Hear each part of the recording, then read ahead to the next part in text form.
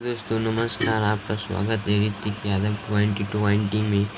तो आज की इस वीडियो में हम देखने वाले हैं क्लास 9th का जो स्कॉलरशिप होता है NMS एग्ज़ाम जिसे हम कहते हैं, उसका क्लास 8 का जो विज्ञान चैप्टर 2 है, इसमें से काफ़ी क्वेश्चन पूछा जाता है। यानी नोट्स के अनुसार हम पढ़ेंगे।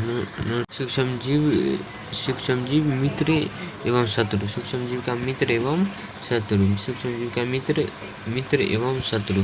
यानी हम सूक्ष्मजीव कहते किसको हैं, सबसे पहले ये जानते हैं कि सूक्ष्मजीव हम कहते किसको हैं। तो पहले जान लेते हैं सूक्ष्मजीव कहेंगे किसको। तो वह जीव जिसको हम किसी यंत्र के सहायता से देख सकते हैं, बिना किसी यंत्र की सहायता से नहीं देख सकते हैं, उसे कहते हैं सूक्ष्मजीव कहते हैं। क्या कहते हैं? सूक्ष्मजीव कहते हैं। आज सूक्ष्मजीव के बारे में क्या पढ़ने वाले? तो जो मित्र है और जो शत्रु है उसके बारे में पढ़ने वाले हैं। ऐसे जीव जिन्हें हम नंगी आंखों से नहीं देख सकते, जिन्हें हम यंत्र की सहायता से देख सकते, सूक्ष्मजीव कहते हैं। यानी कि जिन्हें हम नंगी आंखों से यानी खुले आंखों से नहीं देख सकते, जिसे हम किसी यंत्र की यानी इस माइक्रोस्कोप या सूक्ष्मदर्शी उसे कहते हैं हिंदी में, उसकी सहायता से हम देख सकते हैं, उसे ही क्या कहते हैं? इसे सूक्ष्मजीव कहते हैं। तो सूक्ष्मजीव को 4 मुख्य वर्गों में बांटा गया है: जीवाणु, कवक, प्रोटोजोआ, शैवाल। जीवाणु, कवक, प्रोटोजोआ, शैवाल। विषाणु वायरस में सूक्ष्म होते हैं। विषाणु वायरस जो है वो भी सूक्ष्म होते हैं, परंतु ये सूक्ष्मजीवों से भिन्न होते हैं। सूक्ष्मजीव से जो होते हैं ना विषाणु वायरस, भिन्न होते हैं। क्यों भिन्न होते हैं, इसके बारे में केवल परपोषी गुणन करते हैं। ये जो है दूसरे पर जो निर्भर करता है उसका गुणन करता है। और शरीर से बाहर एक निर्जीव प्राणी होता है।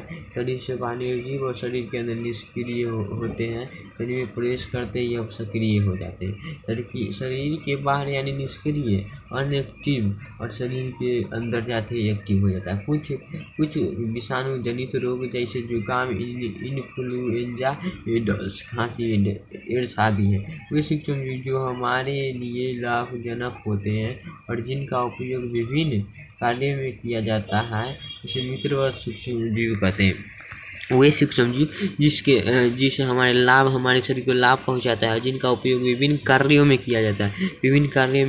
जैसे में ईस्ट को पापा बनाने में किया जाता है, उसे क्या कहते हैं हम? उसे कहते हैं हम मित्रवत सूक्ष्मजीव कहते हैं कि मित्रवत सूक्ष्मजीव।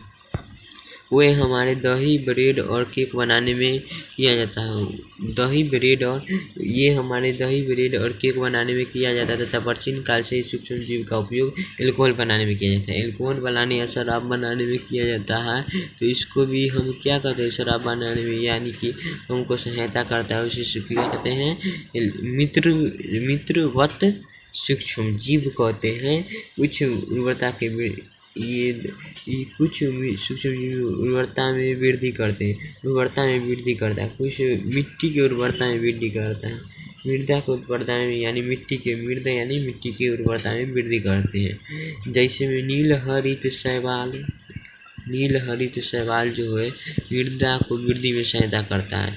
नाइट्रोजन के स्थिरीकरण में यह पाया जाता है। नील हरित शैवाल नाइट्रोजन मिट्टी में कितना % पाया जाता है? तो 78% पाया जाता है। ठीक है।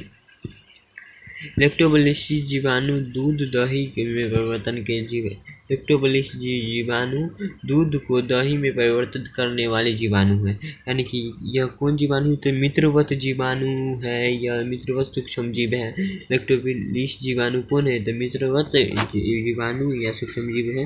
जीवाणु दूध को दही में परिवर्तित करते हैं। इस श्वसन द्वारा कार्बन डाइऑक्साइड गैस उत्पन्न करते हैं। कार्बन डाइऑक्साइड किण्वन की एक प्रक्रिया है जिसमें फलों को रस, अल्कोहल या शराब बनाई जाती है। जो किण्वन का एक प्रक्रिया जिसकी सहायता से हम